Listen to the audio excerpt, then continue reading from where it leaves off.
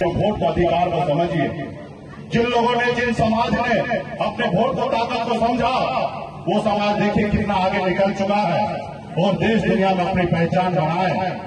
हमारे आदरणीय लालू प्रसाद यादव जी, उन्होंने अपने वोट को ताकत को समझे और अपने लोगों को यूनाइट किए और 3 बार बिहार का मुख्यमंत्री बने। वो भी कोई अमीर का बेटा नहीं, वो गरीब है। एससी का आरक्षण मिल रहा है।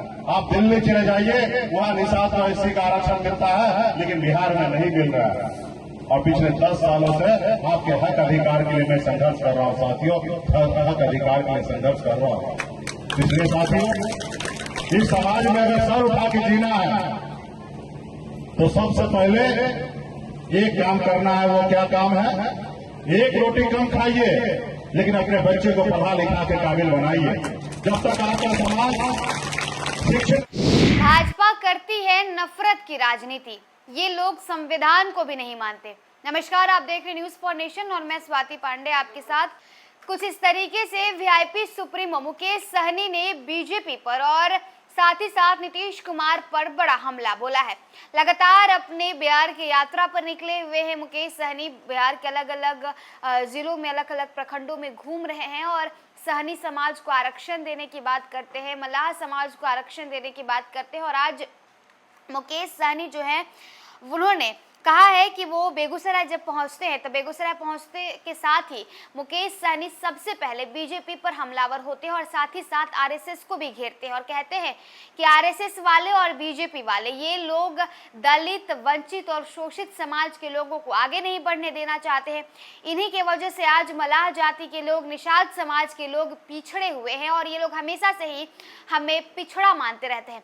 साथ ही साथ उन्होंने कहा कि हम लगातार आरक्षण की बात कर रहे हैं, अगर हमें आरक्षण मिल जाता है तो हमें हमारा अधिकार भी मिल जाएगा। बेगूसराय पहुंचकर किस तरीके से बीजेपी पर और साथ ही साथ नीतीश कुमार पर हमला बोल रहे हैं मुकेश सहनी, क्या कुछ कह रहे हैं, सुनवाते हैं। कमेटी के सभी सदस्यगण, वीआईपी पार्टी के सभी वरिष्ठ नेतागण इस पूजा के प्रांगण में बड़े संख्या में यहाँ उपस्थित माता, बहन, नौजवान साथी, सम्मानित गार्जियन सभी को सनत मल्लाह मुकेश सहनी की ओर से नमस्कार प्रणाम करता हूँ। साथियों, पहले तो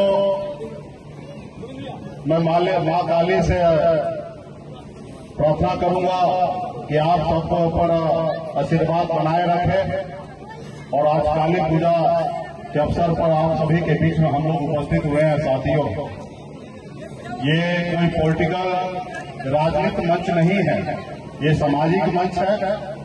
तो इसलिए मैं चाहूंगा कि मैं समाज में किस तरीके से उत्थान हो वो बात को रखें और ठहरे हम नेता। तो साथियों,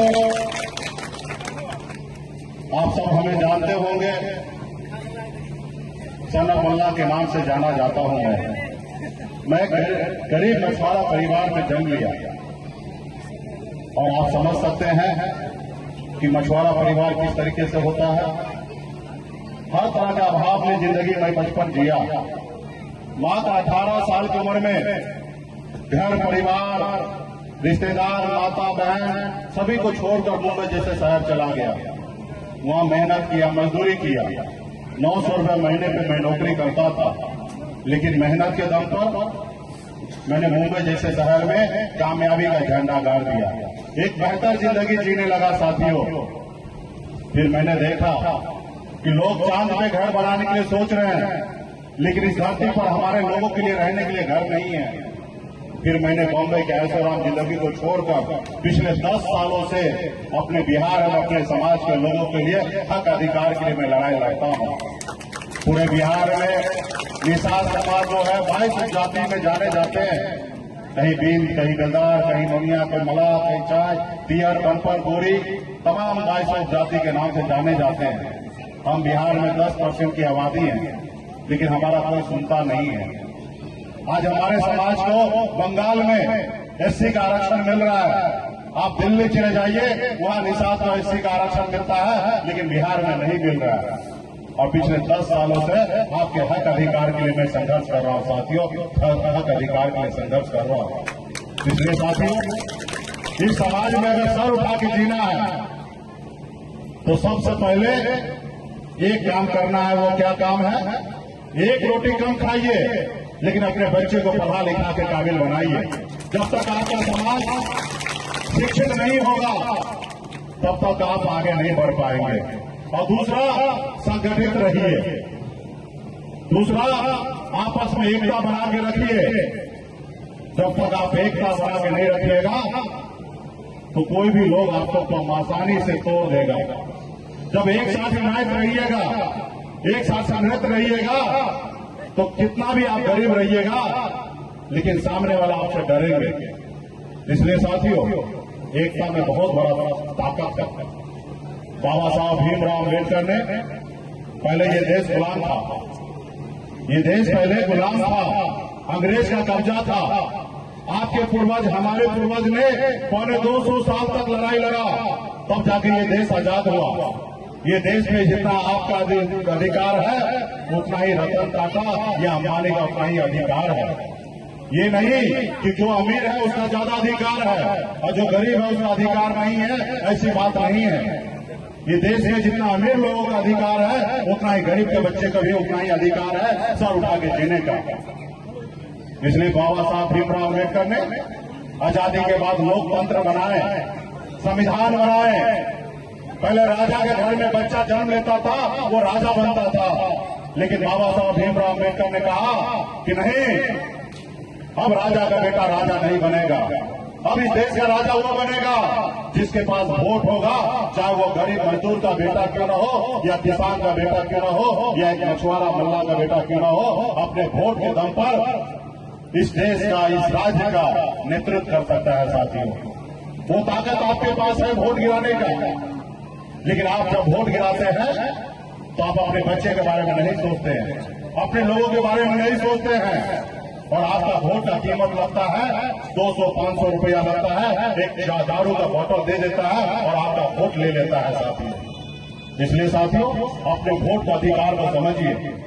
जिन लोगों ने, जिन समाज ने अपने वोट को ताकत को समझा, वो समाज देखिए कितना आगे निकल चुका है और देश दुनिया में अपनी पहचान बनाए। हमारे आदरणीय लालू प्रसाद यादव जी, उन्होंने अपने वोट को ताकत को समझे और अपने लोगों को यूनाइट किए और 3 बार बिहार का मुख्यमंत्री बने। वो भी कोई अमीर का बेटा नहीं, वो गरीब का बेटा थे। बहन मायावती, एक दलित की बेटी, उत्तर प्रदेश में 4 बार मुख्यमंत्री बन गई।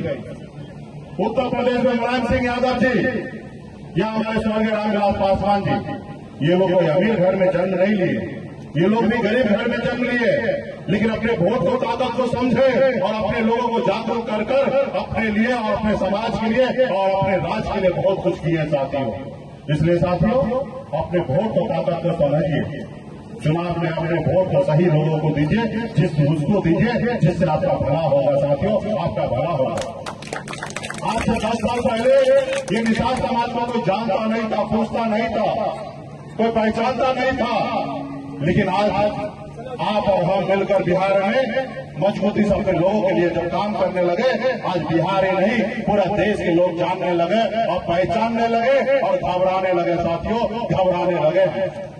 आज मुकेश सहनी को तोड़ने के लिए बहुत तरह के षड्यंत्र चल रहे हैं। हमारे लोगों को भारत सरकार में मंत्री बनाया जा रहा है। कल तक जो आपके साथ मंच पे खड़ा होता था, पीछे के लाइन में खड़ा होता था, आज उसको भारत सरकार में मंत्री बनाया जा रहा है। क्यों? क्योंकि आप जागरूक हो रहे हैं, इसलिए बनाया जा रहा है। साथियों, जो हमारे पीछे घूमता था आज बिहार सरकार में मंत्री बना हुआ है, तो क्यों? क्योंकि आप जागरूक हो गए, इसलिए आपको फंसाने के लिए उसको मंत्री बनाया जा रहा है। वो दिल्ली वाले को पता नहीं है कि हम मल्लाह का बेटा है, हम मछली मारना जानते हैं।